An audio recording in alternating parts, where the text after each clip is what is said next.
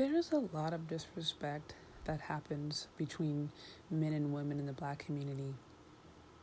And I think we see some of the best examples of this on the Kevin Samuels show.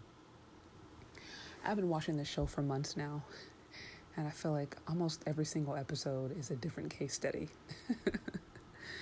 One of the things that I've noticed that's really stood out to me is that there's this consistent theme of women who come on and they're in their bonnet, or they're in their PJs and they're really relaxed state. I think now he even calls it the Bonnet Chronicles.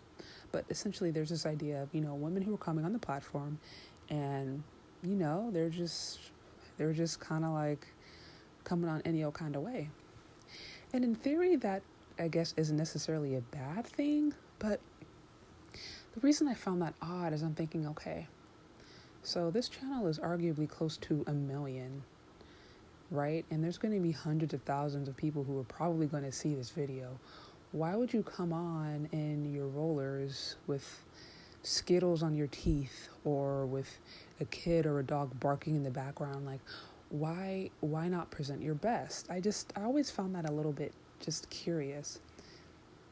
And then I, got to just thinking about it more, and I'm thinking, okay, so if this exact same person, if they went to a job interview, would they do the same thing? Or would they, put on a better outfit, or wipe the food stains off of their shirt, or remove the rollers? Like, would they look presentable if they were going to a job interview? Or, man, even if they were going to a concert, or if they were going on a date, if they were going to a place that they deemed valuable, or if they deemed worthy or important, would they dress the same way? And I think 99% of the time, the answer to that would be no. So then I got to thinking further. Okay, so if a lot of these women are coming on in a way that is just like they're in their PJs, like they're dressing as if, I don't know, their cousin Pookie came by, and they're not putting their best foot forward, what does that say about how they value or how they deem the show? Do they see it as important? Do they see it as valuable? Do they see this as, okay, this is respectable? Or do they not see it as respectable? And even furthermore, if they were to go on this show, but Kevin Samuels was a white man, and he had an equivalent following, and he was saying the exact same things, but he was a white man, would they come on looking the same way? And, as I was thinking through these questions and really going through these different questions, I had to ask myself again, no. I honestly think many of these women who come on looking any old kind of way, come on looking like I don't care whatsoever, I don't care how I look, I don't care how I present myself, this show isn't valuable enough for me to put myself together for. I think many of these women, if they were to go on a show where it was a white man doing this, they just wouldn't have the same perspective. They wouldn't present themselves the same way. And I hate to say that, or break the sister code, but I think it's true. I really think it's true. And this brings me to a deeper issue that I think we have in the Black community, where sometimes we are the worst to each other. And, even when it comes to, supporting Black-owned businesses, or, wanting to buy Black-owned products, or wanting to patronize, or, not patronize, wanted to visit businesses or support businesses that are Black-owned. Sometimes there can be just this negative connotation of just like, oh, well, if it's Black-owned, it's not as good. Or if it's Black-owned, okay, well, therefore I deserve a discount. Or sometimes there's a sense of entitlement, I think, that we have. And also this sense of, okay, because it's Black-owned, it's not going to be as good. Or because it's Black-owned, it's not going to be as valuable. Or because it's Black-owned, it's not going to be as sophisticated as if it was done by a non-Black person. And I've seen this theme over and over and over again. I've seen this theme where Black people are looking at another Black-owned business, and either consciously or subconsciously, they're thinking in their head, this is not as good as if a white person was doing it. And I think that's sad. And I think we see some of that. I honestly think we see some of that in the show, because again, I'm thinking, would these women come on the show looking like that if he was a white man? If the show was mainstream, and even if there's equivalent of following, if they were talking to white men. And I'm like, no. 99% of them, no. I do not think that would be the case. So I think that's showing a lot. I think that's showing how we respect or do not respect one another. Another thing that I have noticed, to me, that has just been so mind-boggling, is how there's been plenty of women who have been arguably half his age, could literally be his daughter, coming on the show and talking to him like they're his peer. I don't understand that. I grew up in a household where anybody older than me was mama or Mrs. or Mr. or auntie. Like, that's just, I just didn't grow up like that, I guess. And I just didn't grow up like that. And so, there was always a sense of just like, okay, this person, they're ahead of me. They're my elder.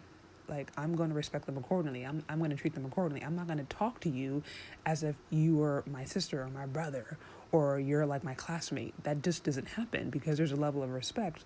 I honor the fact that you're older than me. You have more experience. Therefore, I'm going to treat you accordingly. That's just how I was raised.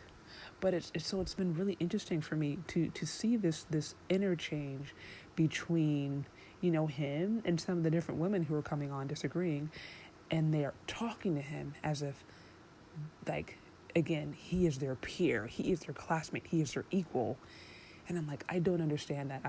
Me personally, I find that extremely disrespectful. And I remember, for example, I went to Tanzania a few years ago. And in Tanzania, in one of the native languages, what they were explaining to me was that there's a different greeting that you give to a person based upon their age and based upon their classification. So for example, like if a young kid is wanting to say hi to a grandmother, he's going to say hi a specific way. But if he's saying hi to his peer or even his mom, he's going to use different words. Like they literally had different ways of saying hi or hello based upon the hierarchy, based upon the status of that particular person in the society.